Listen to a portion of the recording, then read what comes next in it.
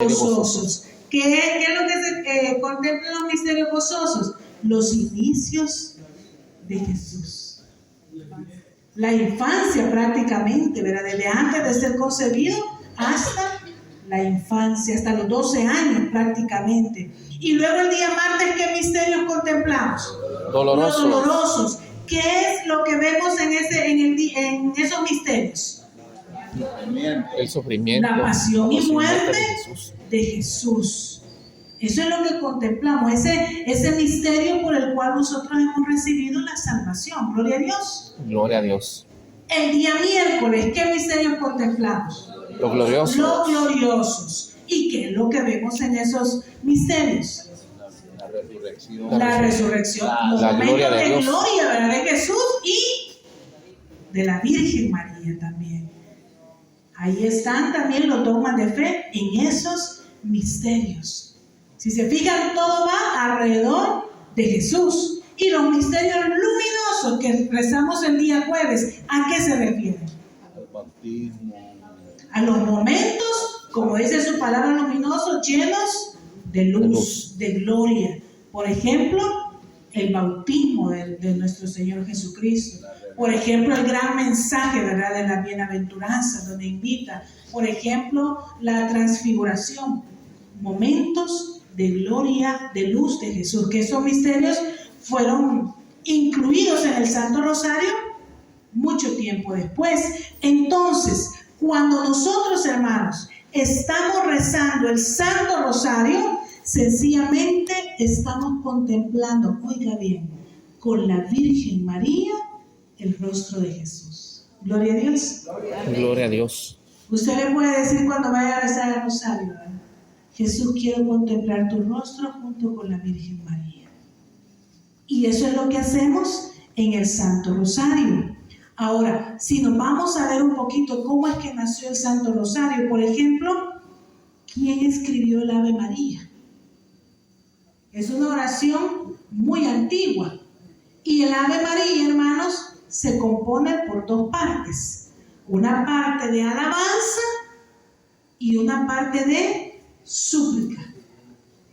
Por ejemplo, la parte de la alabanza está extraída del Evangelio de San Lucas en el capítulo 1, versículo 28, y de San Lucas en el capítulo 1, versículo 42. ¿Cuáles son esos dos momentos? Cuando el ángel llega y la saluda, ¿cómo es que le dice el ángel cuando se le presenta a la Virgen? Dios te Salve, llena de gracia, el Señor es contigo, etcétera, etcétera. La Teotocos, la hecha de gracia. Y luego la otra parte, cuando ella va a visitar a su prima Santa Isabel. ¿Qué es lo que le dice Santa Isabel? Bendita tú entre las mujeres, Bendita, dichosa, porque has creído. Y eso es lo que nosotros decimos en esa parte del Ave María. Entonces, esa parte, hermanos, es la parte de la alabanza. Pero luego tenemos también la parte, fíjense que para que veamos de que esto no es ningún invento, ¿verdad? Fíjense que desde el siglo IV, imagínense siglo IV, estamos hablando 300, hacia el año 400 después de Cristo, se encuentra ya en la liturgia de Santiago la oración a la Virgen María. No como la tenemos ahorita, pero oigan qué parecido, como decía: salud llena de gracia, el Señor está contigo, eres bendecida entre las mujeres y bendecido el fruto de tu vientre, porque has engendrado al Salvador de nuestras almas. Ya para el siglo IV, esta era la oración del Ave María que se rezaba en aquel momento, hermanos. Y la forma litúrgica que nosotros tenemos ahora, la que conocemos como es: Dios te salve María, llena eres de gracia, el Señor es contigo, bendita eres entre todas las mujeres, y bendito es el fruto de tu vientre. Antes llegaba hasta ahí. de tu vientre. Después, con el tiempo, le agregaron la palabra Jesús. Esta oración que acabamos de decir data desde el siglo VII. ¿Qué quiere decir, hermanos? Del año 600, 700. Desde entonces, la iglesia ya reconocía en la Virgen María y repetía las mismas palabras que el ángel le dijo a ella. Y la segunda parte, ¿cuál es la segunda parte de la Ave María? Santa María, Madre de Dios, ruega por nosotros pecadores, ahora y en la hora de nuestra muerte. Amén. Amén. Esta parte es la parte de la súplica. Porque nosotros le estamos pidiendo a ella para que vaya donde está su Hijo Jesús. Y esta parte, hermanos, se agregó entre el siglo XII y el siglo XIV, más o menos. Se agregó esta segunda parte al Ave María.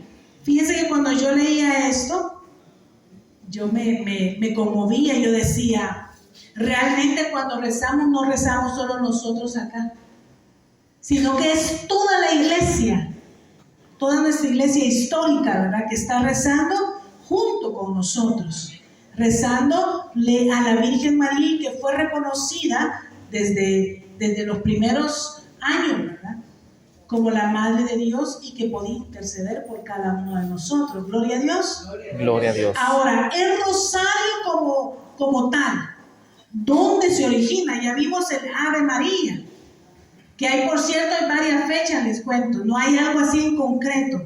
Pero el origen del rosario, así como lo conocemos hoy, dice la tradición de que en los monasterios, por el año 1500, los monjes rezaban, a ver, voy a preguntar, ¿cuántos salmos están en la Biblia? ¿Cuántos salmos tenemos? 150. 150. Entonces, por aquella época, los monjes recitaban los 150 salmos todos los días. Todos los días, el salterio, ¿verdad?, lo rezaban todos los días. Entonces, en aquella época habían algunos monjes, algunas personas que no eran religiosas, algunos feligreses que no sabían leer. Antes era como muy común que solo la gente como muy pudiente sabía leer. Entonces ellos querían también rezar los salmos, pero no podían, porque no sabían leer. Entonces ellos vienen y les enseñan un método más sencillo. Y el método más sencillo es rezar 150 Aves Marías todos los días, en lugar de rezar los salmos. Entonces, en aquella época, hermanos, se le llamó el Salterio de la Virgen, porque sustituía los salmos. Entonces se rezaban los 150 Ave Marías. En la información que yo encontraba decía que esto se detuvo un poco, que el Santo Rosario se promulgara en aquella época, porque recuérdese que alrededor del 1500 fue cuando se da la división del protestantismo. Por esa época es que Lutero y todo lo demás, entonces se frena un poco el